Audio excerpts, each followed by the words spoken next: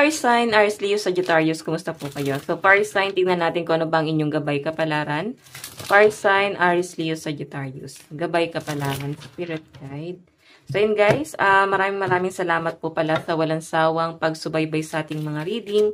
At kung ikaw ay bago pa lang sa ating channel, so yun guys, mag-subscribe na po kayo. And i-click mo na rin yung ating notification bell para lagi kang updated sa ating mga bagong upload. Tignan natin guys, ano ba ang inyong gabay kapalaran. Meron tayong Three of Pentacles. Fire sign, Aries, Leo, Sagittarius. Aries, Leo, Sagittarius. Gabay kapalaran. Meron tayong Four of Pentacles. Gabay kapalaran. Okay, so maaaring may nag-offer sa inyo guys ng collab, no? Makikipag-collab or pwedeng partnership. Siguro guys ay pwedeng pagkakitaan nyo tong bagay na to. So, ayan, may nag-o-offer sa inyo. Meron din ako nakita dito guys na maaaring may hihiram ng pera sa inyo. Ayan, siguro meron kang nakatagong pera dyan. Iniipon mo, no? So, siguro hindi mo guys magalaw. Yung pera mo kasi iniipon mo nga to eh. Okay? Meron ka sigurong pagkakagastosan yan. Lalo na sa mga nagpapagawa ng bahay or may planong magpa-renovate. So, I think ito ang pinagpaplanuhan ng iba sa inyo, guys. Three of Pentacles kasi, guys, ay may plano.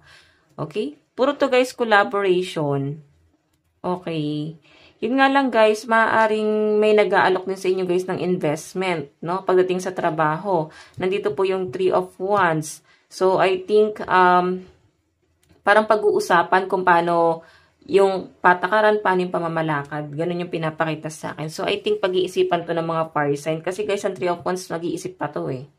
Okay? Bago kayo guys magdesisyon.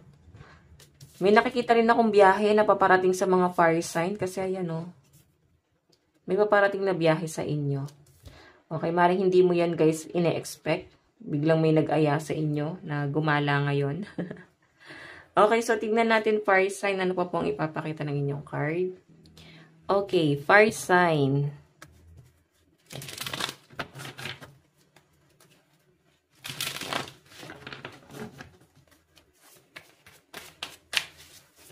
Gabay kapalaran, ano pa po ang mensahe sa mga fire sign ngayon? Okay, so fire sign, meron tayong Three of Swords. Maaaring yung iba sa inyo guys, nahihirapan kang mag-decide ngayon, no?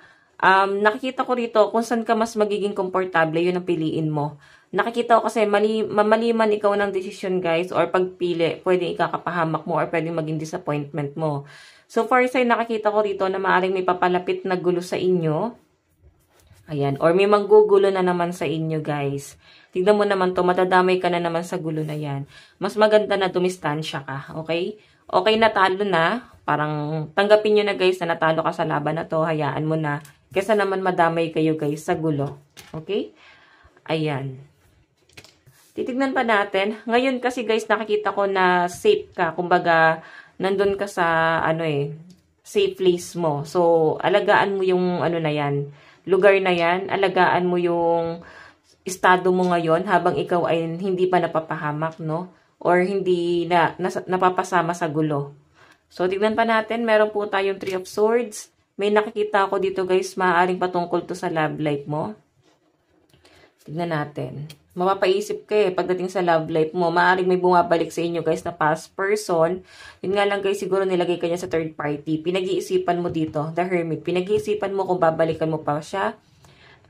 Iniisip mo kasi na baka, ayun nga, nilagay ka niya sa gulo. So, bakit mo pa siya babalikan? Parang ganon. Okay, so yun, nag-o-offer siya sa inyo guys ng Cup of Love, pero nakatingin ka sa Three of Cups. Okay, 3 cups. So, nakatingin ka sa mga kasalanan niya. Okay, nawawala na dito guys yung para bang pagtingin mo sa person mo ng positibo. Ngayon, nakikita mo na lahat ng mga maling nagawa niya dito sa relasyon na to. Okay, hindi mo na siguro siya guys gano'n na-appreciate. Okay, so fire sign, sabi ko nga sa inyo, piliin mo kung saan ka mas magiging kampante, kung saan wala masyadong gulo. Okay? Gawin mong payapa yung sarili mo. Kasi nakikita ko na naguguluhan ka rito. Siguro, hindi naman, sabihin natin yes, baka may nararamdaman ka pa. Or baka kasi merong pang dahilan para bumalik do sa taong yon. Yun din yung nagiging balakid nyo, guys, no? Yung dahilan kung bakit kailangan mo pang bumalik sa kanya. Okay? Pwedeng may pamilya kayo, may anak kayo, or pwedeng may alam na siya sa inyo or mas kilala ka na niya, guys. Naliliwanagan na kasi yung iba sa inyo yun, no? Naliliwanagan na dito sa mga nangyari dito sa relasyon na to. Kaya nga sinasabi ko sa inyo, fire sign, mas nakikita mo na yung negative side nito ni person kaysa yung mga positibong nagawa niya sa inyo. Okay? So, ngayon, mag-focus ka dun sa pentacles mo. Sabi nga dito sa card, mag-focus ka sa pera mo. Okay? Kung sa tingin mo, mas importante sa inyo yung family, yung goal mo, yung stability, focus ka dito, guys. Kasi ito, dumarating lang tong taong to, guys, kasi gusto kanyang i-distract. Okay? Ayan. Maring hindi ka na desidido dito, fire sign. Or pwedeng pinag-iisipan mo pa rin. Tignan mo. Pinag-iisipan mo pa rin kung tatanggapin mo.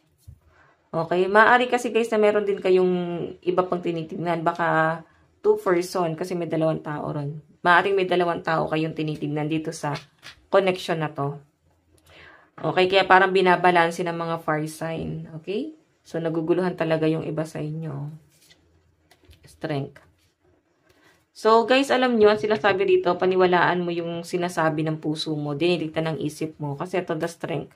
Marami kang magiging realization. So, I think, tatanggihan mo na to, no? Okay, yung past person na yun, nire-reject mo na yan. Tignan pa natin, guys, ang inyong advice.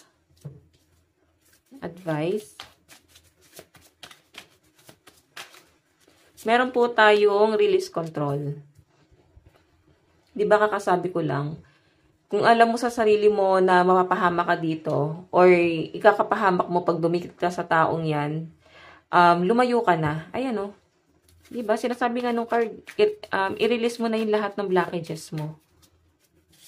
Meron po tayong unleash your kindest self. Masyado kang inaabuso. Mabait ang mga fire sign, no, sa sinasabi dito. Pero mainitin ang ulo ng mga fire sign. Pero yun nga guys, nakikita ko nga dito. Kaya siguro naging ganyan kayo or kung bakit naging ganyan ang sitwasyon mo dahil nga sa mga pinagdaanan mo. Betrayal, inabuso ka. So, para bang kalabisan na kung susobra pa, no? Okay? Kung ahayaan mo pa yung sarili mo na parang lumao sila. Okay? Tignan pa natin ang inyong advice. Fire sign. Meron po tayong renewal. Renewal, reteam, healing, and rest. So, ituloy-tuloy mo lang daw guys yung pagpapahinga mo, yung pag-heal mo. Marami pang masakit na nangyari sa inyo. Marami kang pinagdaanan nitong mga nakaraan. Or marami ka pang pagdadaan ng mabigat sa buhay mo. Kaya parang sinasabi nga, kung gusto mong wag nang mapagdaanan pa yung mabigat na yan, i-release mo na tong negative na tao na to. Okay? Na naglalagay sa inyo guys sa blockages. Tignan pa natin. Meron tayong curiosity, experience, play, uncover, and ask. So, siguro guys, mas magandang klaruhin mo dito sa taong itong bumabalik sa inyo. Kung ano ba yung intention niya. Okay? Liwanagin mo lahat ng bagay. Kumbaga, magtanong, baka maging okay pa. Pero kung hindi na guys, kasi na-curious ka pa sa kanya eh. So, fire sign, ang lucky number mo is 7 and 42. So, ito lang po ang inyong reading. Maraming salamat. Bye-bye.